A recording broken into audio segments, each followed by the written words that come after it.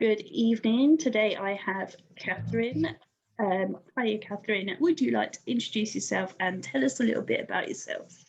Yep, sure. My name is Catherine Yaffe, and I am a crime author, and I have written two books, The Lie She Told, which came out in October 2020, and The Web They Wove, which came out yesterday, May the 28th. I've been writing books for about 2 or 3 years now, but I've had the ideas for, about 10 years. Did you always want to write? No, I don't know. It's one of those things that when I was growing up as a kid, I wanted to be a journalist, and I wanted to. Kate Adie was covering a lot at that time, and I wanted to follow in her footsteps, and be an investigative journalist. But let's just say me and school didn't get on, and as soon as I could leave education, I did. And then it wasn't until kind of my mid-20s that I picked up the journalism bug again, and I trained as well as working full-time in sales. I did a course in investigative journalism through the London School of Journalism, and then I started writing for magazines such as Marie Claire, Cosmopolitan, Red, and I wrote on such a wide range of topics. So from that respect, I always knew I wanted to write, but it wasn't kind of, I want to write a novel, that didn't come into my head when I was like 7 years old. That didn't come along until much later. I would say it was kind of my early 30s that I started thinking about it. Whatever job I was doing at that time was like, this is just not satisfying. I want to write books. So that's how that came about. Yeah. And what made you take the plunge and go for it? Oh, quite a few things. I think I'd reached an age in life where I just thought life's too short. If you're going to go for your dreams, you've got to do it. And I'd had this with The Lie She Told. I'd had this story floating. Well, I had the character actually. She came first, and Kate, who is the protagonist in The Lie She Told, that character had been in my head for years, and she was fully formed. I just had to find somewhere to put her. I had to find a story for her to tell, which I did, but it was kind of really whimsical love story, boy meets girl, girl loses boy. And I wrote it and submitted it, and I got a 2-book deal on the back of it, but didn't take it any further for various reasons, which I won't bore you with. And then when I sat down to write again, realizing it was something that, motivated me, and it was where I felt it was my purpose, shall we say.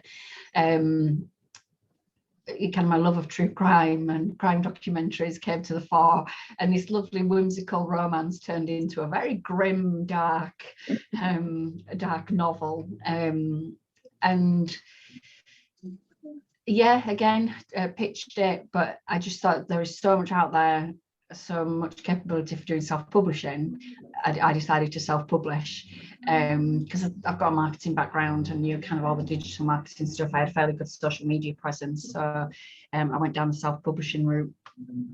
So yeah, that's kind of the story of how that came about. And have you always been a big reader? Massive, always. I remember being at school. I must have been about 7 years old, and we had to stand at the front of the class and read aloud to the teacher. And I was always kind of in front of everybody else because mum and dad had always encouraged me to read. And I remember my favourite book was, I think it was called Teddy Robinson, and it was this little bear, and I had a bear that was exactly the same. So I used to read those stories, and then I'd go on and I'd write my own, but that featured my teddy bear, not Teddy Robinson. And then kind of obviously Enid Blyton came along, and the Nancy Drew stories, and it just grew from there. And then I will literally sit and read anything, magazines, newspapers, flyers that come through the door. I just jam like a sponge. Yeah, anything, can't get enough of it. Yeah. I love that, actually. Yeah, I'm the same. I will read anything. I don't get these people that, will only read. I'm just like, just give me anything. I will. Yeah, literally. It's an addict, and I'm not ashamed to say it. I'm a book addict. Are your two books linked or are they standalones? No, they're linked loosely. So there will be 3 books in this series, the Tangled Web series. Obviously, The Lie She Told that came out in October, The Web They Wove, which is out now, and then the 3rd book, which I'm hoping to get out by the end of this year. In The Lie She Told, we pick up on the DI Ziggy Thorns, who features towards the back of the book. So The Web They Wove picks up on him and his team, and how they have to uncover or solve a case involving a sadistic killer. So it tells the story of Ziggy a little bit more, and then the 3rd book will, I don't want to say too much about it, but the 3rd book will then pick up and develop that further, and then that will be it for the well, I say that's it for now. That will be in my head. That's it for now, because I've got a 4th book that I've already plotted out, which is completely different. But we'll see. Watch this space is all I'll say. Awesome. And did you know when you wrote the first book that you were going to write a series? When I wrote the first draft of the first book, no, I thought it was just going to be a standalone. But by the time I'd written the 2nd draft, and Ziggy featured more towards the end, I realised that he had more stories to tell, and that's when the idea for a series came out. If you were to be a character in any of your 2 books so far, which one would you like to be in? I think it will probably be Kate in The Lie She Told. I always find it interesting, especially with crime books, because the chances of surviving to the end are usually quite slim. Very true. What's the most interesting thing you found out doing research for your books? I think it was, I was put in touch with Graham Bartler, who I know you said you've interviewed, haven't you? I was put in touch with him through my editor, Rebecca Miller, and I never set out to write a police procedural. It was never on my list of things I must do.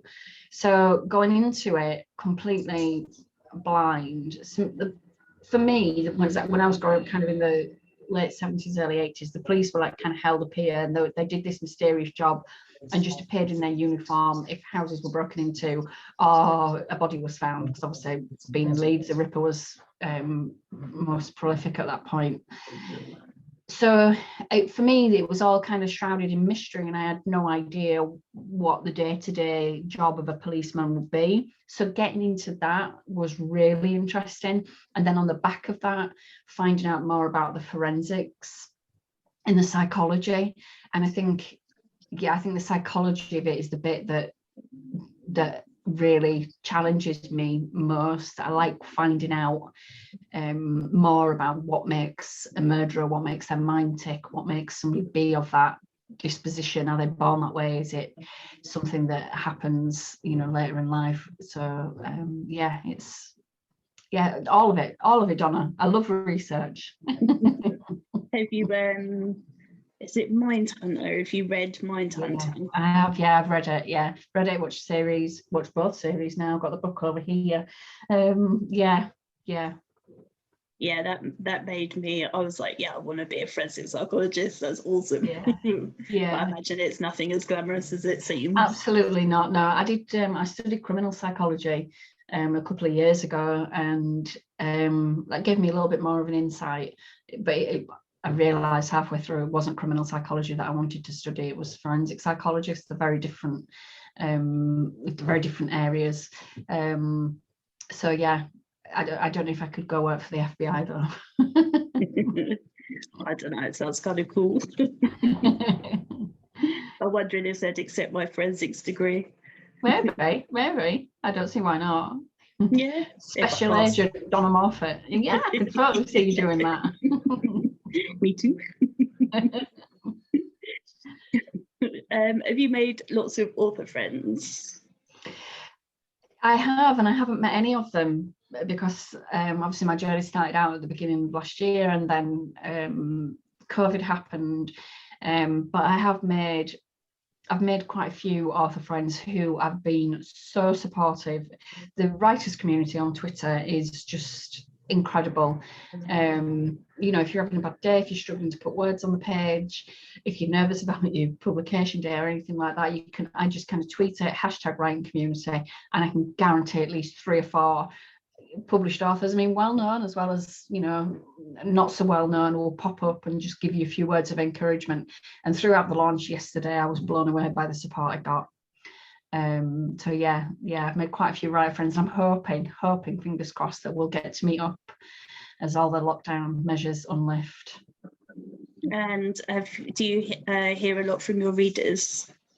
I do, yeah, surprisingly. It was lovely this morning, actually, because I checked my emails and I'd had, I think it was 5 emails from readers saying that they'd read the ebook, because obviously it came out at midnight, and that they loved the book, and they put reviews on Amazon and onto Goodreads for me, and asking when the next book was out. And one of my ARC team, who had already read the book, bought it on Kindle anyway, and then messaged me this morning to say, right, loved it, when's the next one? I'm like, whoa, give me a chance.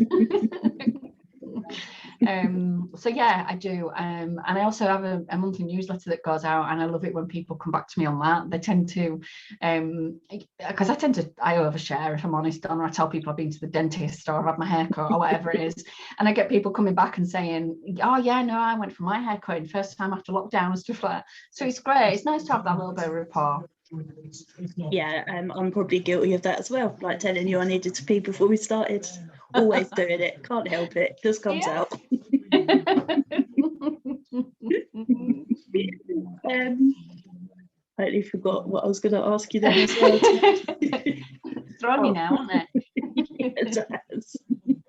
Oversharing again. Absolutely. Your launch party yesterday, I noticed that your son is a massive supporter. Is all your family? God love him, yeah. Daniel and I are very close. I was a single parent for a very long time, so it was just me and him, and we are like best friends. We went on holiday once, and everybody kind of that was there was saying, are they auntie and nephew? Is it brother and sister? Nobody had us pegged as mother and son, because we get on so well. And it's a message in me now, sorry. And yeah, he's always been my biggest cheerleader. My husband, super supportive. I work in the shed of words, and obviously he's been working from home, so I've had to give up some shed space to him. So he gets sick of hearing me rabbit on, and if I hit a plot point or a plot twist, I'll just like say it out loud, and he'll be in the middle of a Zoom call, and it'll be like, shh, you can't say standard, shush. But yeah, no, super massively supportive, and of course my mum and dad as well. For the first time ever, my mum understands what I do for a living now.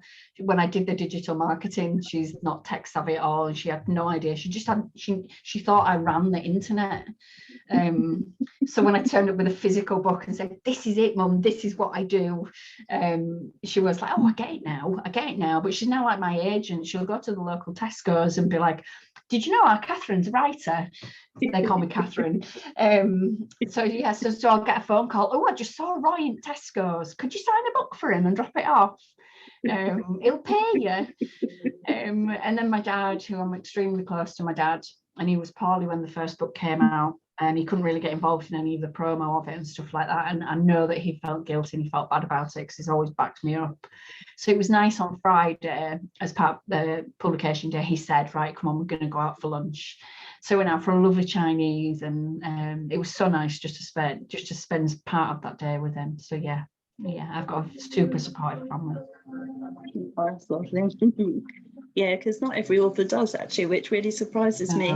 Yeah, I do hear of authors that, you know, the partner doesn't support them, or because I think it's tough. I'm incredibly lucky to be able to write full time, and being self-published, you quite often don't make enough money to cover your costs, and I can understand that you know, that can bring tension, but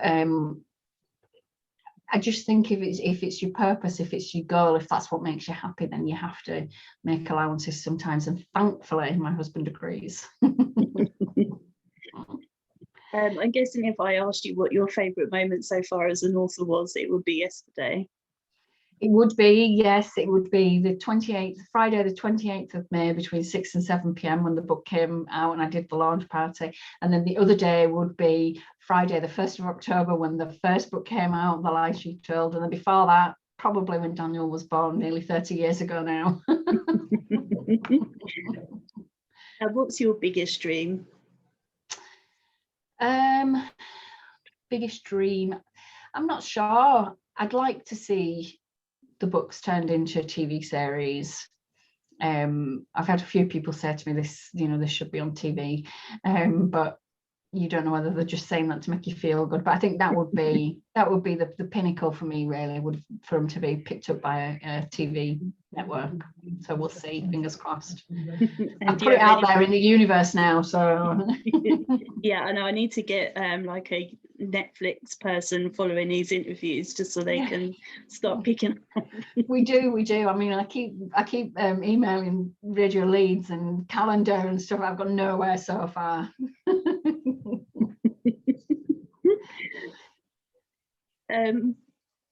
Totally forgot what I was going to ask again.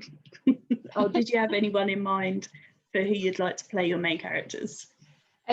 Yes, I have. So who was the guy that played Christian Grey in 50 Shades of Grey? Jamie Dornan. I'd like him as Ziggy. The other character, I haven't thought about that for The Web They Wove. For The Lie She Told, I ran a competition on my Facebook page asking people to suggest who should play which character. But for the Web They Wove, I haven't thought about that yet. I will do. Now you've said that, I'll go to sleep dreaming of that and wake up at 3 o'clock in the morning and go, oh my God, it should be such and such. See, I always think that writers' partners need medals because you're all crazy. You're lovely. You're just crazy. And they must have to put up with some weird stuff. Not wrong with a bit of weird. No, I completely agree. What's your biggest fear, or do you have any phobias, and would you write about them?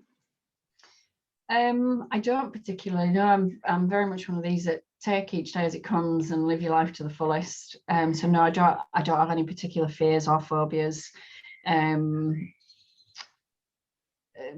I don't. And so it's difficult for me to say whether I would write about them or not, because I don't really have any. Nice. I'm jealous. One day at a time and live your best life. That is my absolute. I've learned that. I've lost so many people that were close, that that I've been close to over the years.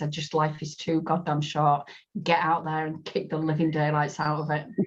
Yeah, definitely.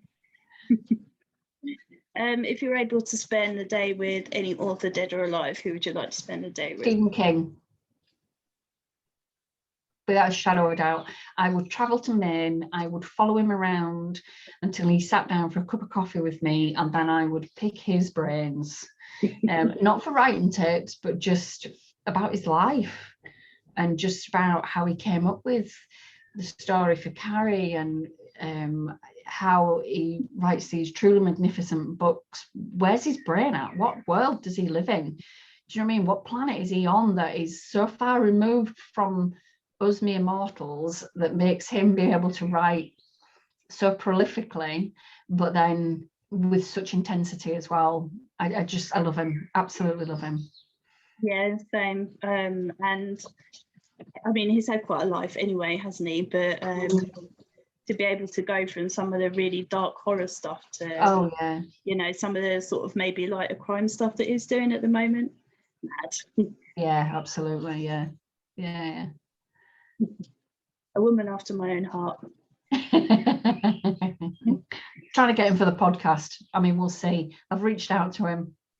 You never know. You've got to put it out there. Well, as you've mentioned that, would you like to talk about your podcast? Oh, okay. Yeah, sure. So it started out as a hobby, actually. It was the beginning of March. I had a podcast a couple of years ago when I did the marketing stuff, and I thoroughly enjoyed it. And I really wanted to do another one, but it was like I could have gone down the true crime route, but then I thought it didn't motivate me, and I think you know, you've got to be motivated by something. And literally the idea came to me about 4 o'clock one morning. I was just like, oh my god, crime books, but not just crime books and crime authors, anybody that's involved with the crime field. And it can be true crime as well, so I can get that little bit in. I can speak to all my forensic contacts because most of them are authors as well. I can interview lawyers because they write crime fiction. And it just kind of snowballed from there. So like I got up, and by 7 o'clock I had the artwork, the podcasting channel. I'd registered it with iTunes, Spotify, Deezer, every single podcast channel out there. Launched it with this really, really rubbishy "Hi, my name's Kat" intro thing. And then just reached out to people through Facebook, Twitter, emailed people that I knew saying, would you be interested? It's brand new. And the first person that come back to me was Peter Blexley from Hunted. He's now doing the Million Steps in May, so check him out, see if you can sponsor him. But he was the first one that came back to me and just said, yeah, absolutely, when can we do it? And I was like, I'm free tomorrow. Yeah, so am I. And I was like shitting myself. I'm like, oh my god, I've watched you on TV. Who am I to interview you? So I'd like quick research. I've read a couple of his books already, so I knew all about that. And I needn't have worried. He was such a gent, and answered every question I asked him thoroughly, and probably shared more than he wanted to. But there was no prizing the information out of him. He just kind of spilt forth. And he was an absolute gem. So that was the first episode. But it kind of put me in good stead then, because when I approached other people, I could say, oh, by the way, Peter Blexley of Hunted fame has already been interviewed. So it just kind of opened that door for me a little bit. And then it's just kind of snowballed. I interviewed Peter James last week, which has gone down an absolute storm. And then, yeah, I wanted it to be about published authors, but about unpublished authors and self-published and indie authors, people that are just trying to get a foot on the ladder. So I reached out to quite a few people that I'd made connections with and have interviewed them, and it's gone really well. So see, launched at the end of March, and I've had over 500 downloads now, and I've got the YouTube channel for it as well. So if you want to listen, it's Crime Books Unlimited. It's available on all major podcast channels, and there's plenty of you there to sit and binge listen to while you're doing your gardening or whatever. And if anyone wants to be on it, just contact you. Yeah, just absolutely drop me a message on Facebook or just drop me an email. Find the website, it's just Catherine Yaffe. Let me go shut this shed door, Donna, because somebody's just started the lawnmower. I thought we were going to be all right. Hang on.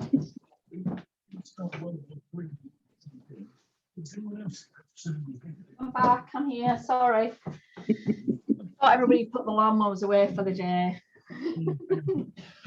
So yeah, just look at my website, Catherine Yaffe, and all my contact details are on there. Are you liking the Yaffe hashtag yet, or are you not? Oh, for God's sake, that was Sam Brownlee. That I'm going to blame her. So just so people understand, that came about because of the Blissettes of Tony Forder fame, and I got jealous because that was flashing up in the comments of an interview that I did, and Sam came up with Yaffettes. I prefer Team Cat. As long as you've got something, then that's cool. I think Yaffette sounds like an ice cream. Well, apparently Blissett sounds like some kind of cheerleading squad, but it's maybe, so yeah. That was my fault as well, and Tony stuck with it. So all right, okay, we'll blame you, Donna. Yeah, that's fine. I get blamed. I've asked a few authors what their limits are for stalking, and his was, as long as I didn't go to his house and watch him sleep, then that was fine. Anything else goes. Yeah, I can see that from Tony. Yeah. The good guy. He is. It's lovely. Bless him. He puts up with a lot of us crazy women, I think. So you can take the banter though, Donna. I've seen him. He gives as good as he gets. Yeah, that's his wife and his daughter. I think they've given him good practice over the years, from what I gather. So, what do you like to do when you're not writing?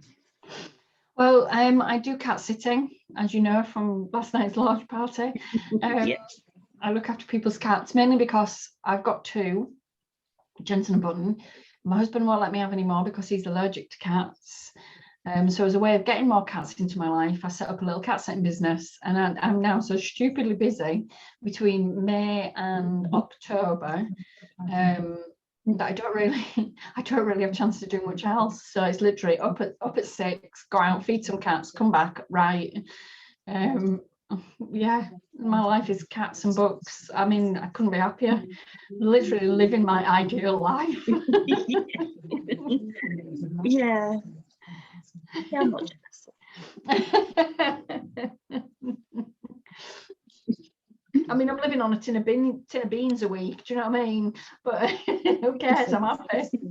Yeah, that's it. Yeah, beans are fine. Who cares? Yeah, It's good. Good nutritional value in beans. Yes. Hopefully. Who was your first celebrity crush? Author-wise or in Any, yeah, just anybody. All right, okay. Tom Cruise. Yeah, Tom Cruise. Well, it was Shakin' Stevens before that, but I really don't really remember that, but I do remember having a lot of Tom Cruise posters all over my wall. And so it would have been around about Top Gun era, and I remember going to see it at the pictures with about 12 of my school friends, and we sat at the back, and every time Tom Cruise came on screen we just screamed.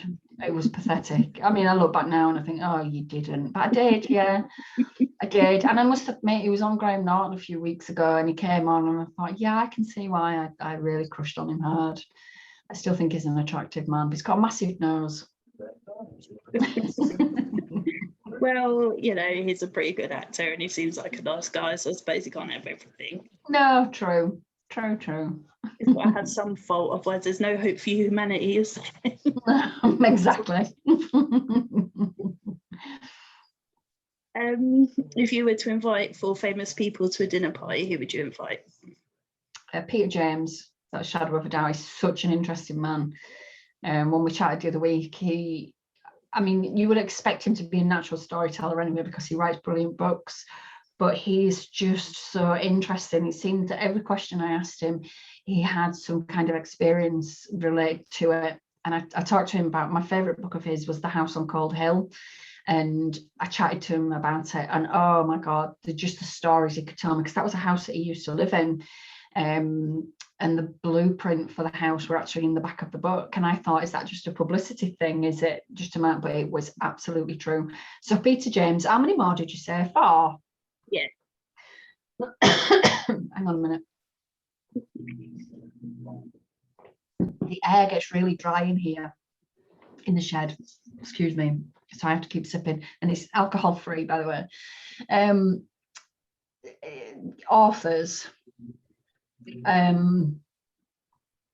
Margaret, oh my God, what's her surname, that wrote Gone with the Wind? I can't remember her surname. Margaret something or other. Anyway, that lady that wrote Gone with the Wind. I would like to speak to her, because Gone with the Wind is one of my favorite films of all time. And obviously that started life as a book, bit of an epic book. But yeah, I would like to have her round, definitely. Enid Blyton, without a shadow of a doubt.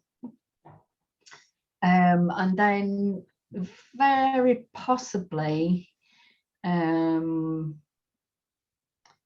friend of mine, actually, who I've met through Twitter, who's been super supportive, Amanda Campbell. We've never met. She writes as AJ Campbell. She's written Leave All Alone and Don't Come Looking, which are both crime thrillers, psychological thrillers, and we have such a rapport over Twitter. And I've interviewed her for the podcast as well, and she's just one of these people that I think, you know, when you just click with somebody, and I think we'd get on really well. And I think between us we would yeah, I think we'd dominate the world. And at this dinner party, are you cooking? And if you are, what are you cooking? I'm not cooking. Absolutely no chance. We're on a KFC and be done.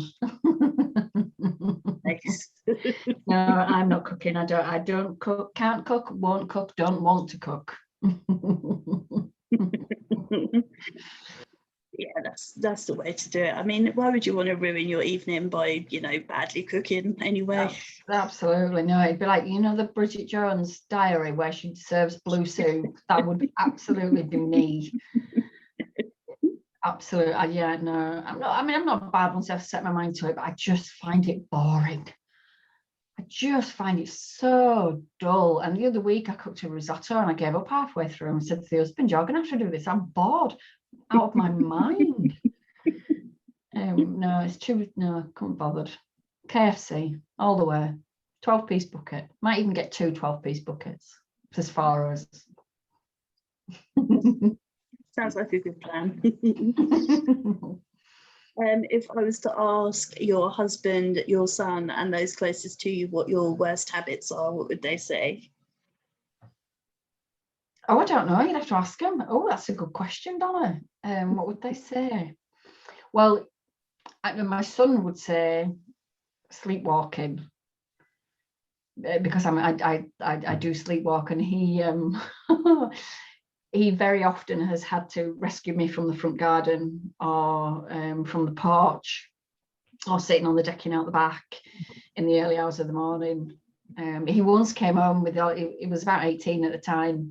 He once came home, brought all his mates back after they'd been to the pub, and I was sat by the tree that we have in the front garden. And I had my pajamas on, I had my dressing gown over the top, and he like the lads came, drunk, rolling down the path. I'm like, "Danny, your mum's sat in garden," and Daniel just went, "Oh, for God's sake, not again."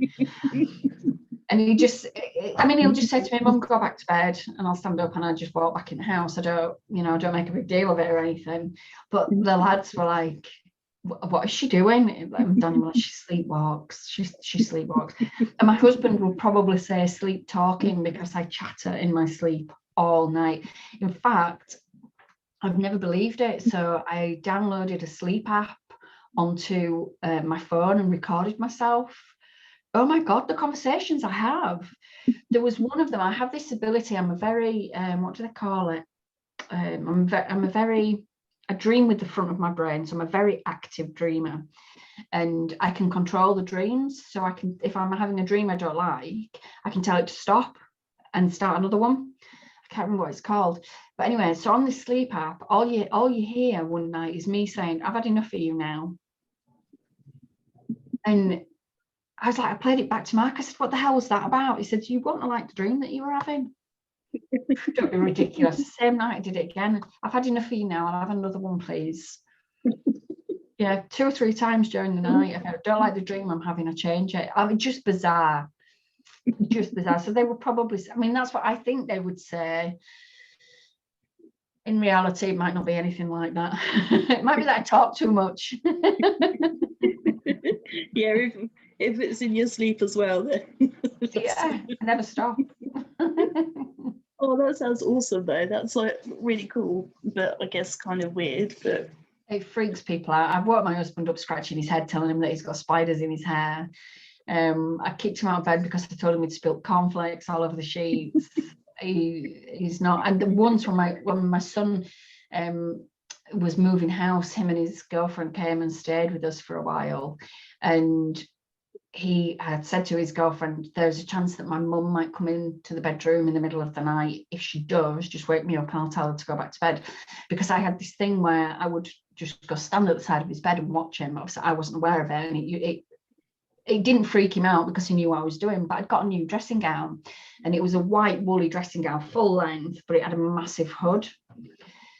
I went into his bedroom, middle of the night, with the hood up on the dressing gown. There was a chink of light coming through from, this is no word of a lie, there was a chink of light coming through from his bedroom blinds.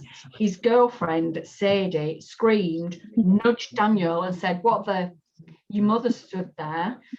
Daniel turned around, said he himself, because he just saw this white outline.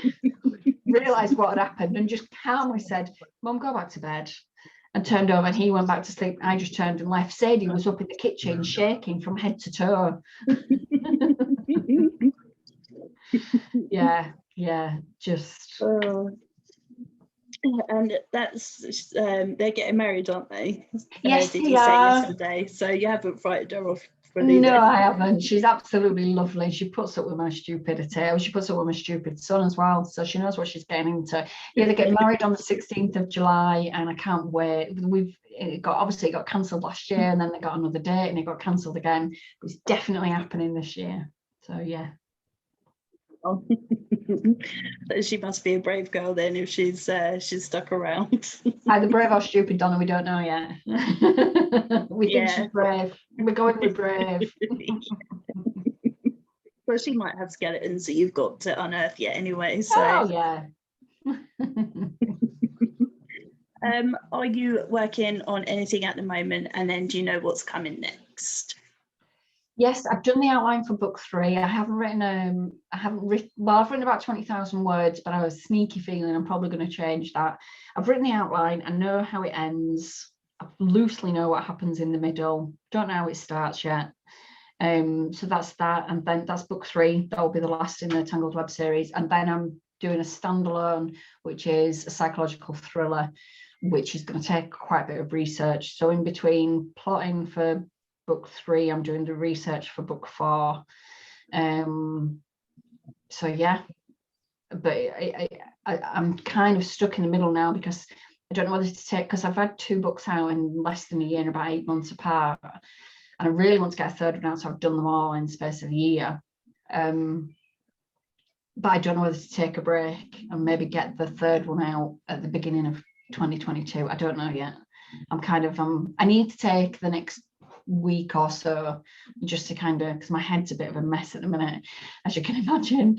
So I need to take a bit of time to decide what I'm going to do, where I'm going to go. But there will be more books. Yay, that's cool. Not that yours are on my TBR. I think I have both. I can't remember. My TBR is. Yeah, it's a mountain. It's not a pile, it's a mountain. I'll get there eventually. Yeah, I've got like 5 shelves here full of books I've not read, so. Yeah, I can imagine. I imagine you get sent loads as well, don't you, from friends and stuff. Yeah, we do, but I started a publishing company in January, Crime Publishing Network, which again happened with somebody, Adam Lloyd from UK True Crime Podcast. I'd listened to his podcast for a couple of years, and we became friends as a result, and more or less accidental conversation resulted in us setting up a crime publishing network. So I'm receiving submissions for new crime books every day. We'll get maybe 4 or 5 a day, and obviously I give them all a courtesy of the read that they sent through. It's usually just, so if anybody's interested in sending them in, feel free. It's just a cover letter and then the first 3 chapters. So I'm reading constantly with that, and yeah, it's wonderful just to be able to sit down on, I mean, now the sun's out as well, sit down on an afternoon and read crime books, and it's actually work. Yeah, this is what I need. I need to be able to read for work. That's my dream.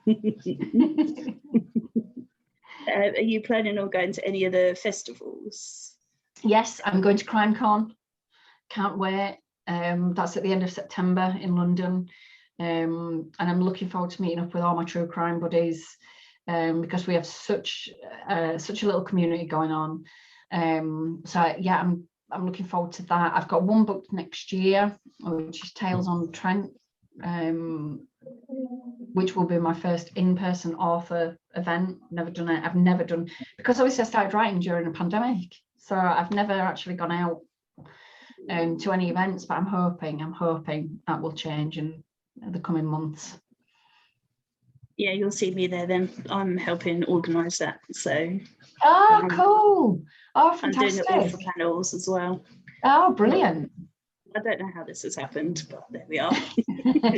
Seems to be my life. That's fantastic. Yeah, I'm really excited, actually. I'm not going to lie. It's awesome. I want it to be now. Yeah. Yeah, it's going to be wicked. Cool. Well, I don't think I have any more questions for you, unless you think there's anything that I haven't asked that you wish to tell us. No, not really. Just that the Web Their Wove is out now. You can buy it on Amazon, and it's available ebook, paperback, and it's available in hardback as well, which is something new that I think Amazon are trying. I'm not sure if everybody's got that option, but they've given it to me, so hardback, why not? Yeah, absolutely. So before we go, would you like to just remind everyone where they can find out more about you and your podcast as well? Yeah, sure. If you want to take a look at www.catherineyaffe.co.uk, website is on there, and everything, podcasts, blog posts, links to all my books are all on there. Or if you just search for a name, because it's quite unusual, I tend to pop up on Amazon. Brilliant. Thank you very much. Good stuff. No problem, Donna. It's been lovely chatting to you. You too.